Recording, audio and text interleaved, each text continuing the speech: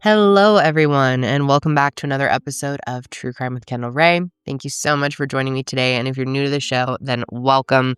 I'm so happy to have you here, and make sure to click subscribe so that you never miss an upload from me. I have covered plenty of cases where prosecutors don't necessarily have a straightforward motive. I've also covered cases where, because of certain factors, they also don't know where the murder took place, where the physical crime scene was. And I've also covered plenty of cases where the medical examiners just could not determine a cause of death. But normally, with the majority of the cases that I cover, and just cases in general, they have at least 2 out of the 3 of those things: the where, the how, or the why. But in today's case, we actually don't know any of these, which makes it really frustrating, but it's a case that definitely should be talked about. In this episode, I'm going to be telling you about the murder of the beautiful Jessie Bardwell. Before we jump in, though, I need to, of course, thank today's sponsor, which is a new sponsor, Mint Mobile. So happy to have them. And of course, it's thanks to their support and support from viewers like you that I'm able to continue funding grants through the Higher Hope Foundation. One thing about me, and I'm sure this is most of you as well, but there are 2 things that are very important to me, and that is efficiency and not overpaying for things. So when it came to selecting a phone plan for my foundation, Higher Hope, Mint Mobile was an obvious choice because their plans are super affordable, starting at $15 a month. Mint has reimagined the wireless shopping experience for me because they made it easy and online. And I loved that I didn't have to go anywhere or deal with salespeople at all. Mint is premium wireless without that premium price tag. They are here to rescue you with premium wireless plans starting at $15 a month, and all plans include unlimited talk and text on the nation's largest 5G network. Mint provides 5G coverage to 98% of Americans and 4G LTE coverage to 99% of Americans. And I love that you have data options. Mint lets you choose the data amount that's right for you, so you don't overpay. And it's so nice that switching is easy. You can sign up and activate in minutes with eSIM from the comfort of your home. When we switched, it was super straightforward. So if you like your money, Mint Mobile is for you. Shop plans at mintmobile.com/TCKR. That's mintmobile.com/TCKR. Upfront payment of $45 for 3-month 5GB plan required, which is equivalent to $15 a month. New customer offer for the first 3 months only, then full price plan options available. Taxes and fees extra. See Mint Mobile for details. Thanks again to Mint Mobile, and now let's go ahead and jump in. So, Jessie Merle Garner Bardwell was born on September 10th, 1988 in Pascagoula, Mississippi, to her father Gary and her mother Carla, and she also had one older brother named Brandon. Now, according to Gary, the minute that Jessie entered this world, he just burst into tears because of the love he already felt for her. And that love only got stronger every day. And that is something that I absolutely believe.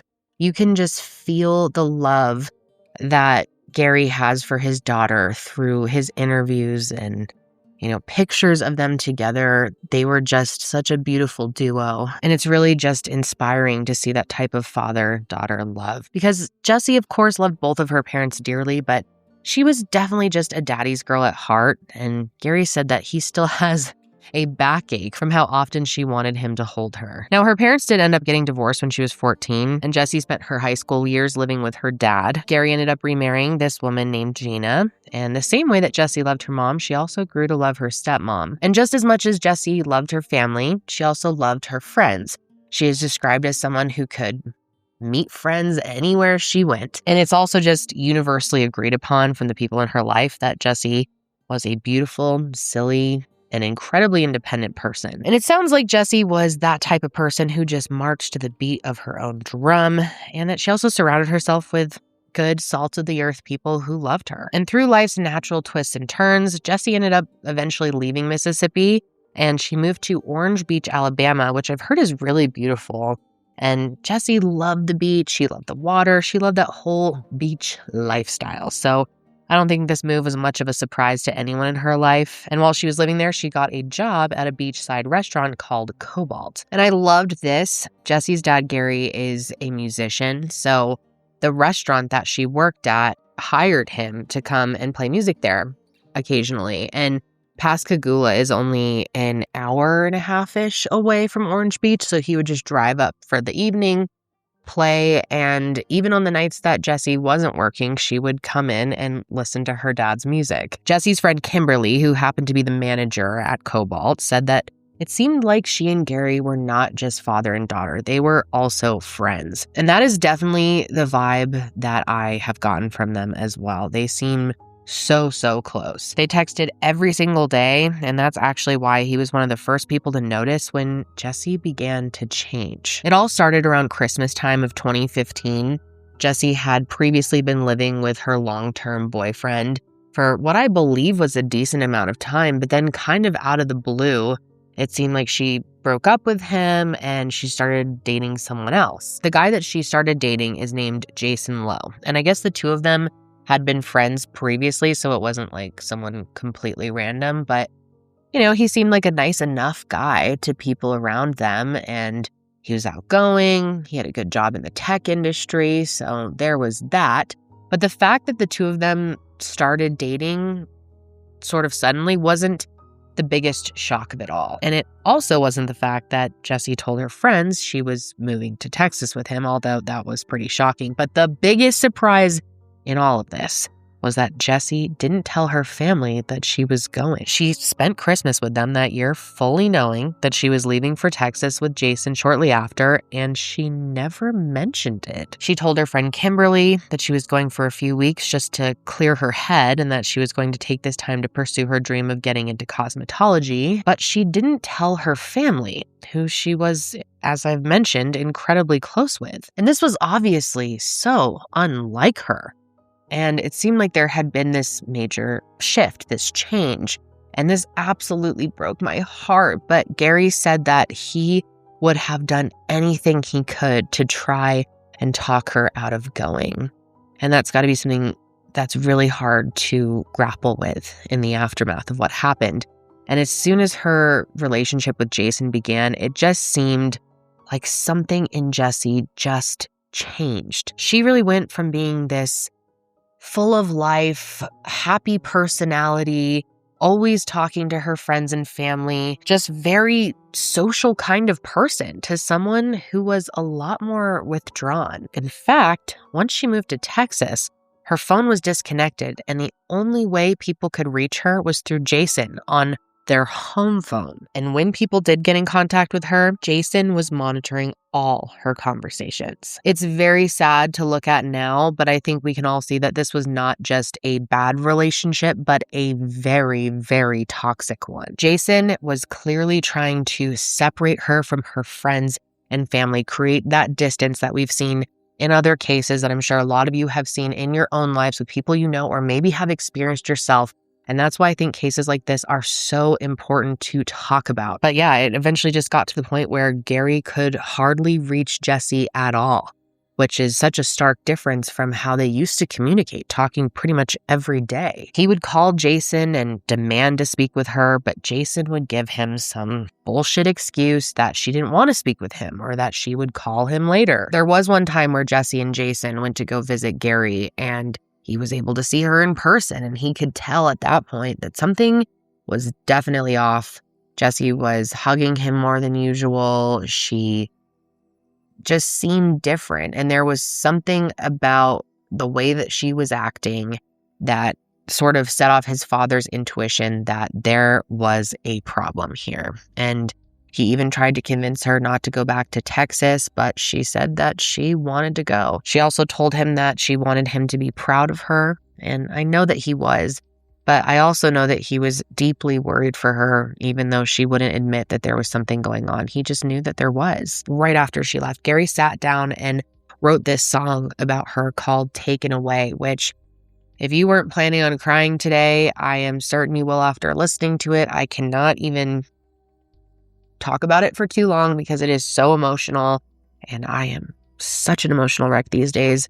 It is just a beautiful song, but very heavy. I'm going to play a small portion of it for you here, but I encourage you to listen to the full version if you want to.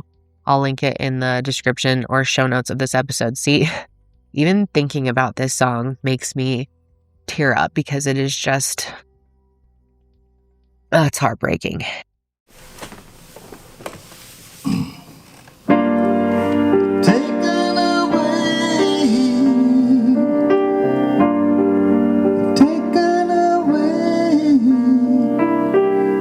kissed her on the forehead. She hugged me so tight. She said, Daddy, don't worry, it's gonna be alright.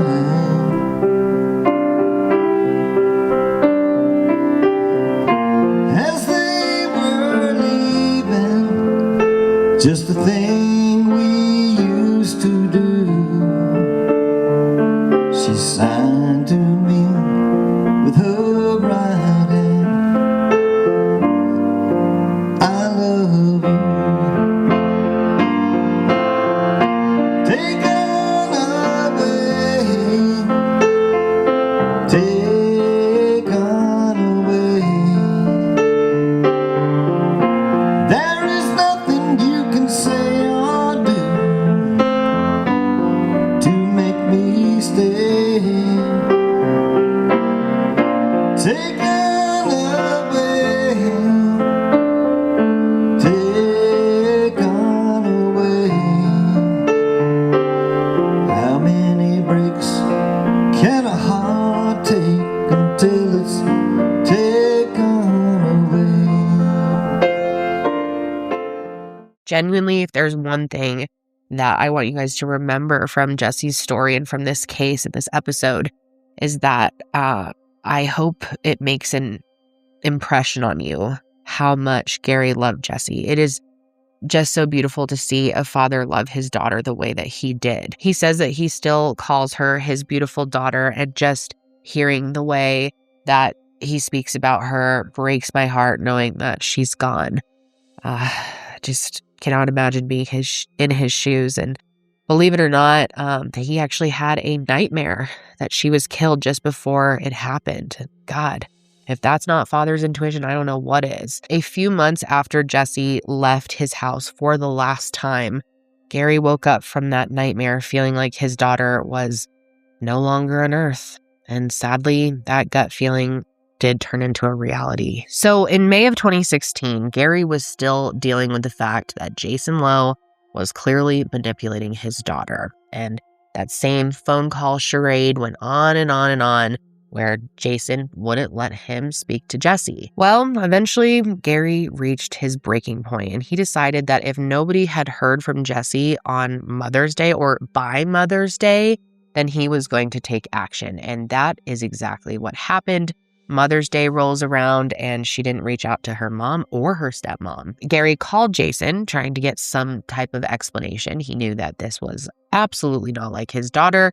And Jason gave him some bullshit lie about not knowing where she was because the two of them were not codependent. Okay, bro. And that was enough for him to be like, okay, whatever, I am going to just go there myself. So he gets in his truck and he drives 11 hours to Dallas to find his daughter himself. And he actually told Jason that he was on his way and said that if Jessie wasn't there when he arrived, he would be in huge trouble, and he wasn't joking. And when he got there, he went right to the Richardson Police Department and reported Jessie missing, which kicked off an investigation right away. Now, as soon as authorities were aware that there was concern over Jessie's whereabouts, a welfare check was performed at the apartment that she and Jason shared. And that's when Jason told them that he last saw her that day on May 8th around 8 in the morning. He said that she had left in her gray Acura, but that he couldn't reach her because she didn't have a cell phone. And since there didn't appear to be any signs of a struggle or anything, the officers left. Well, then on May 9th, an officer returned to the apartment, and he did notice something strange this time. He watched as Jason pulled into his garage, and he saw that the front grille on his Audi was missing. Plus, his car was super muddy. When he was asked about it, though, Jason said that he had taken his car mudding 2 weeks prior. Now, I don't know who the hell would take their luxury SUV mudding. Maybe some people out there, but I don't know. That's not adding up a lot to me.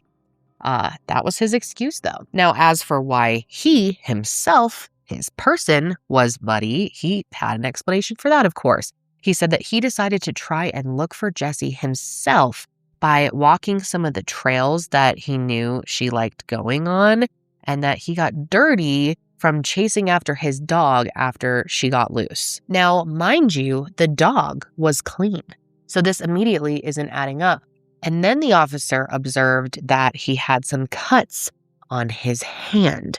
And once again, Jason tried to blame the dog for this.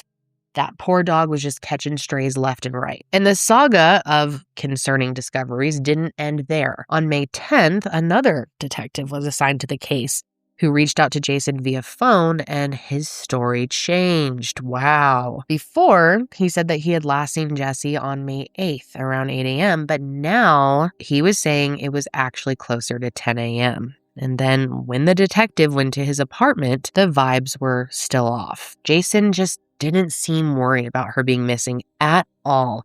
And he gave that same ridiculous explanation about them not being codependent. And it was one of those situations where they could obviously tell he was lying, but the proof wasn't there. It wasn't obvious. That is until they learned that the Acura that Jason claimed Jessie left in had been sold 3 weeks earlier. Yeah, Jason sold that car. Can you believe that? I mean, this idiot really thought that they weren't going to look into the car, that he would be able to just sell it off. And it was gone. Poof, hands are clean of the car. Okay, dude. So yeah, at that point, they know that he is 1000% full of shit. So on May 12th, they returned to the apartment, and that's when they busted his ass. When they got there, they saw that there was a plate on the counter with a line of cocaine on it. So yeah, that was enough to bring him in. Before doing that, though, they asked Jason's permission to search the apartment, and interestingly enough, he actually agreed. He said that was fine, probably just trying to look less guilty, right? But the one thing he said is that they couldn't go into the garage because it was a, quote, shared space, whatever that means. Well, long story short, he ends up letting them go in there anyway. And that's when they realized that Jessie wasn't just missing. She had definitely been murdered. As soon as they walked into the garage, investigators were hit with what they called the smell of death. The smell of decaying flesh was just undeniable, and no amount of Febreze was going to cover it up. And I say that because, yes, he did have a bottle of Febreze in there that he was using to try and cover up the smell. So there was that. They also once again saw how muddy his car is, but now it wasn't just the outside they were seeing, it was in the inside as well. His Audi was caked in mud, and that missing grill was sitting in the back seat. Jason tried to say that it fell off his car and got stuck in the mud while he was looking for her, but of course by this point no one is buying his shit anymore, especially after Blue Star testing lit up his trunk, indicating the presence of blood. Not to mention the fact that there was a leak coming from under the car, and that tested presumptive positive for blood as well. The car was also a mess, to say the least, and what's interesting is a neighbor reported seeing Jason trying to clean it on the night of May 7th. But of course, his messiness, all of his mistakes were investigators' gain. Because of the drugs, the plate of cocaine that he was having for his meal, they were initially able to bring him into the station and charge him with possession. And one day later, despite not having Jessie's body, they used evidence from his garage to charge him with her murder. And when they questioned him on the day of his arrest, Jason could not have seemed any less interested in helping them. But surprisingly, 1 week later, he pointed investigators to where they could find her body. Before that, there was a genuine fear that they would never find her given the limitless number of places where her body could have been dumped. But he did give that information up. But what sickens me about what he told them was that when he described where her body was, he referred to her as an it. He said, "It can be found 250 yards up the fence line." Isn't that just fucking horrible? The whole thing is just so sickening. I mean, this guy does not have a heart whatsoever. And what's even more disturbing is the condition that she was found in. Going off of Jason's word, they found Jessie's body on May 19th on a remote ranch in Farmersville, Texas. Her body had been wrapped in a blue fitted sheet with a flat red strap tied around her torso. She was partially bubble wrapped, and a black truck liner and a flat piece of tin were laid over her body in an effort to conceal her. Investigators also found 2 towels, plastic gloves, and a packet of ratchet straps. Parts of Jason's car could also be found still stuck in the mud. And her condition was so severe that it took a week for a medical examiner to officially even identify the remains as hers. And as I mentioned at the beginning of this episode, they were also unable to determine an exact cause of death for Jessie. And that was due to the level of decomposition she had suffered. They were only able to list it as homicidal violence. And I don't think anything could have prepared her loved ones for this level of devastation. And God, this is another heartbreaking part, but Gary felt like it was his duty to read the autopsy report. And I totally see where he's coming from, and I respect him for that. But that must have just been unbelievably hard. And listening to him talk about that report and how impacted he was by what he read was just so horrific. The whole thing makes me sick. Gary is a retired firefighter, and I guess some of his old buddies were able to be there to help retrieve her remains. And I'm not sure if that made it any better, but I bet that support did mean the world to him. And the support from their community was also not lacking at all. Prior to her remains being found, there was a candlelight vigil held in an effort for people to pray for her safe return.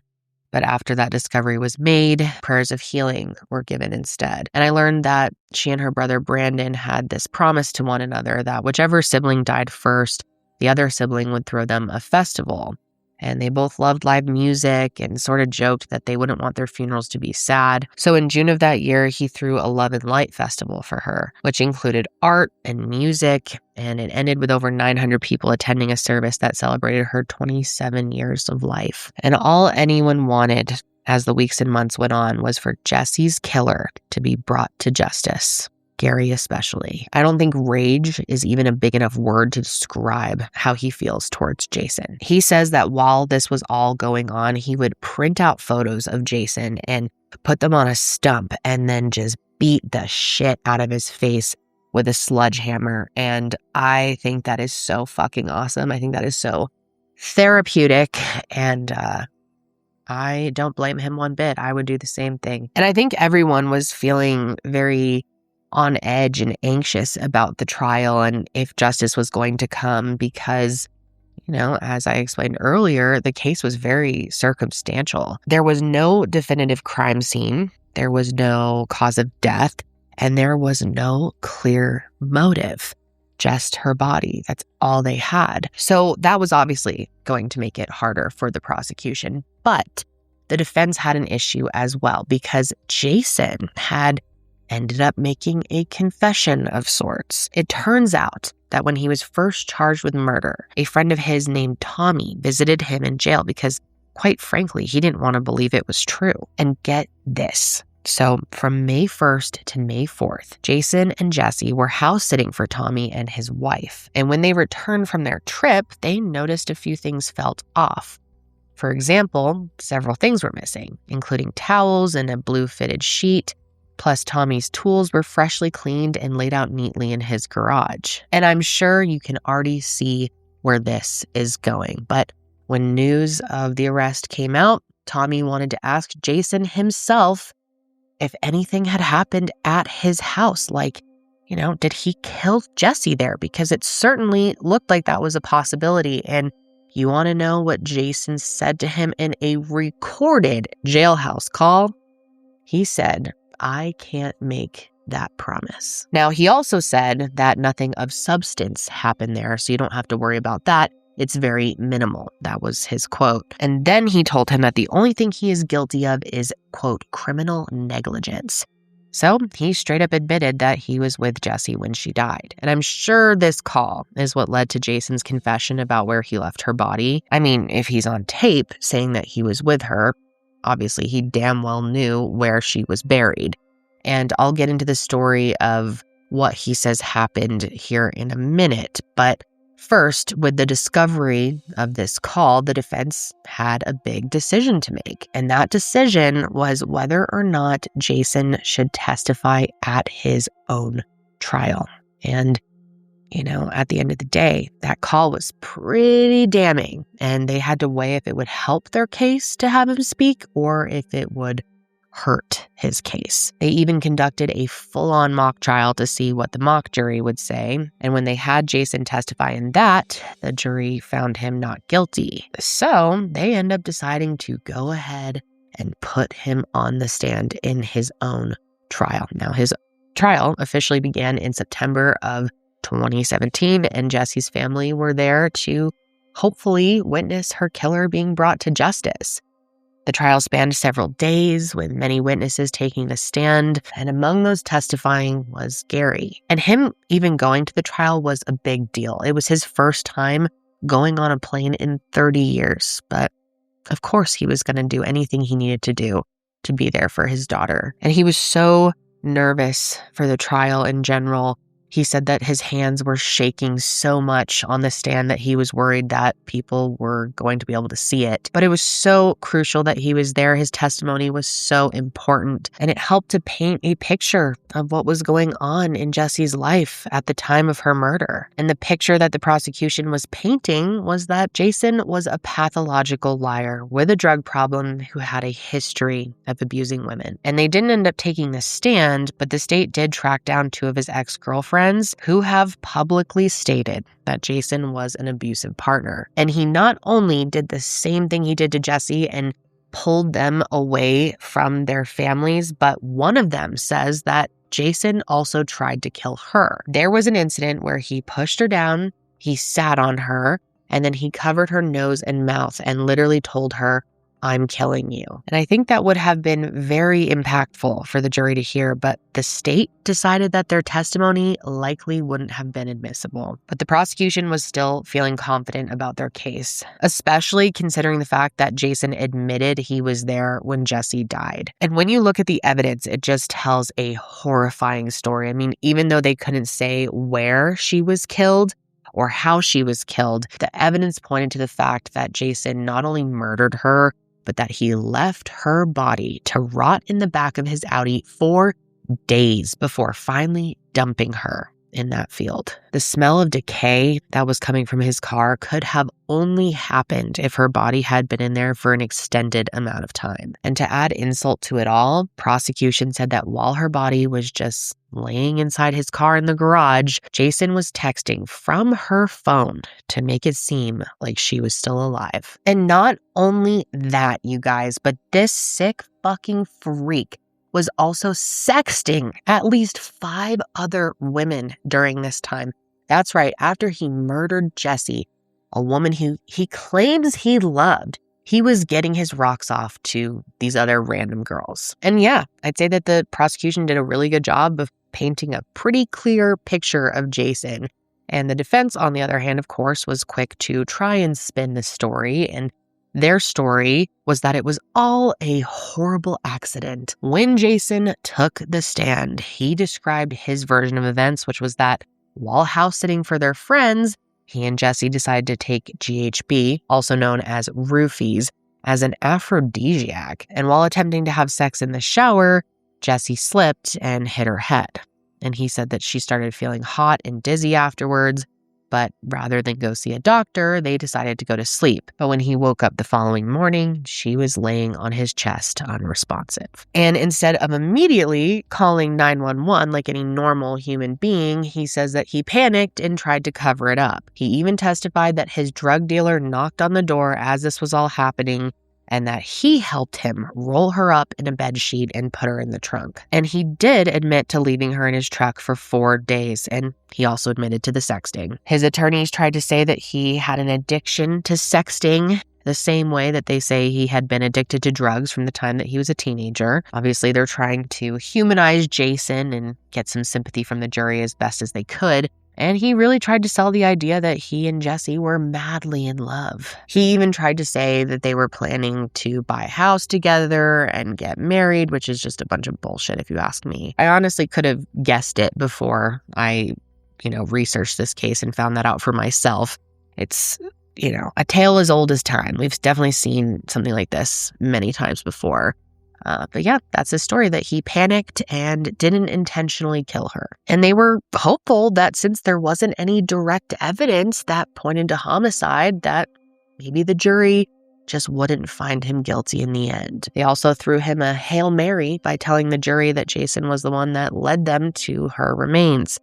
They said that he did it for the sake of her family, which is wildly offensive that they would even say that. For the sake of their family?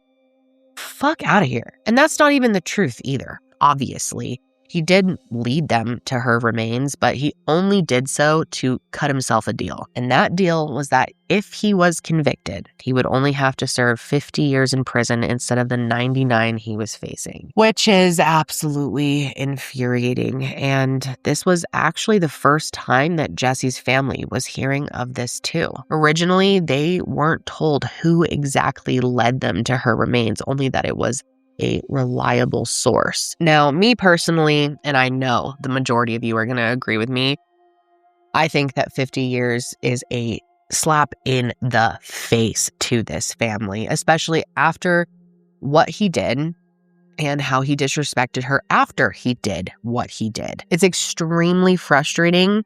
I understand that they have to cut these deals to get what they need. I mean, they didn't have much to work with, and they needed at least her body. So I get that a deal's a deal, but it doesn't change how infuriating that is.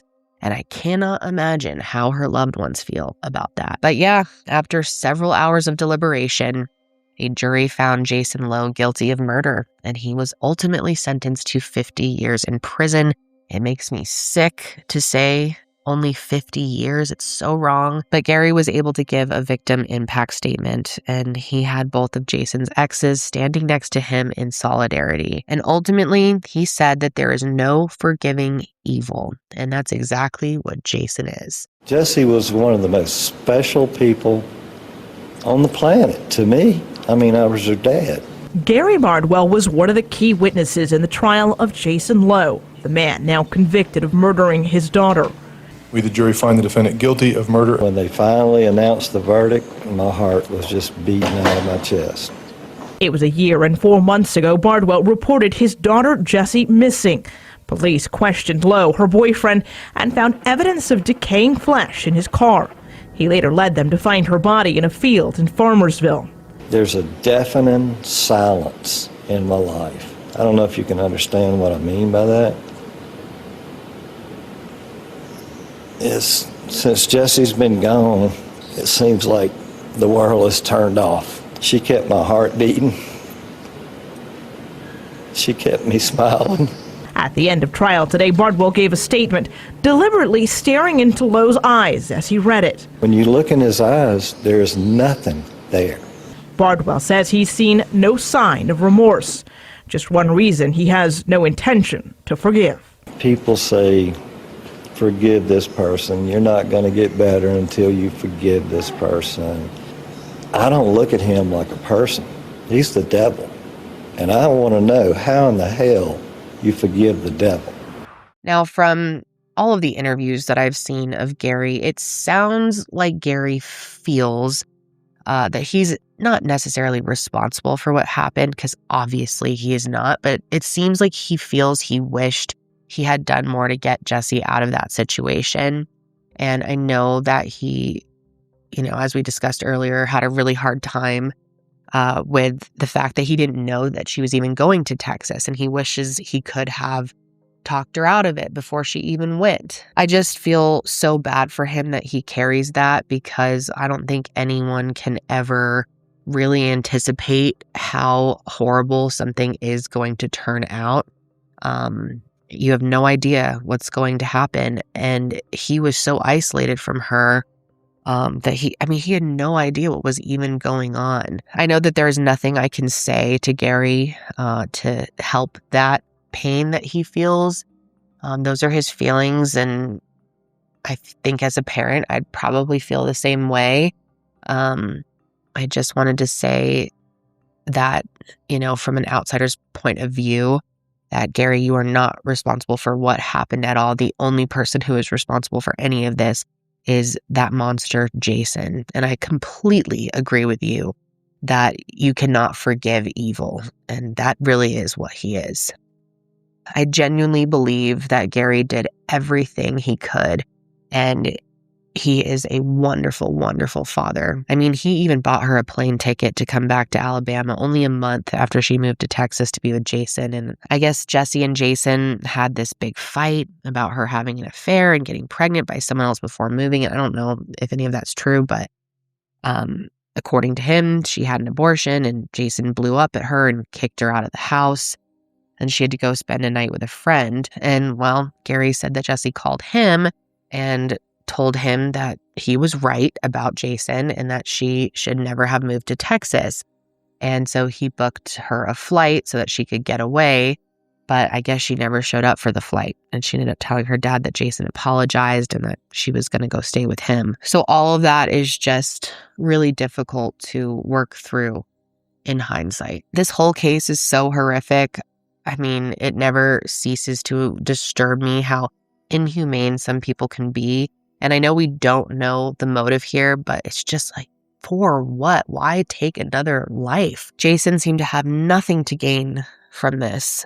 He's just a very sick, sick person, a monster. Jessie deserved so much more.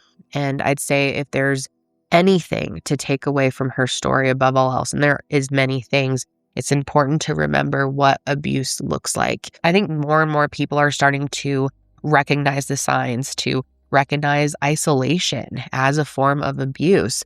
But it definitely needs to be talked about more because it just doesn't happen the same and it doesn't happen all at once. It can be very slow. It can be very fast. It can be methodical. It can happen in an instant. I'm going to put some links to resources in the description of this episode for anyone out there who is in a position where they feel that they may need help, that they may be in an abusive relationship, or for those who fear someone in their life is, and you don't know where to go, what to do. There are people out there who can help you work through that and form a plan and just recognize the signs. And if any of you guys have words of wisdom or resources that you have found helpful, please feel free to link those as well or share them. I don't know if you can link them, but on episodes like this, there are so many amazing people in the comments that come forward to tell their stories or to encourage others. And it's really cool, the community that we have here on this show. But that is going to be it for me today, you guys. I hopefully will see you next week. If not, then you'll see me from like a year ago. And the maternity leave pre-recorded episodes will be starting. So we'll just kind of play it by ear. That's how it goes with babies at the end. But yeah, that's going to be it for me today, guys. And I hope you all have a good day and stay safe out there.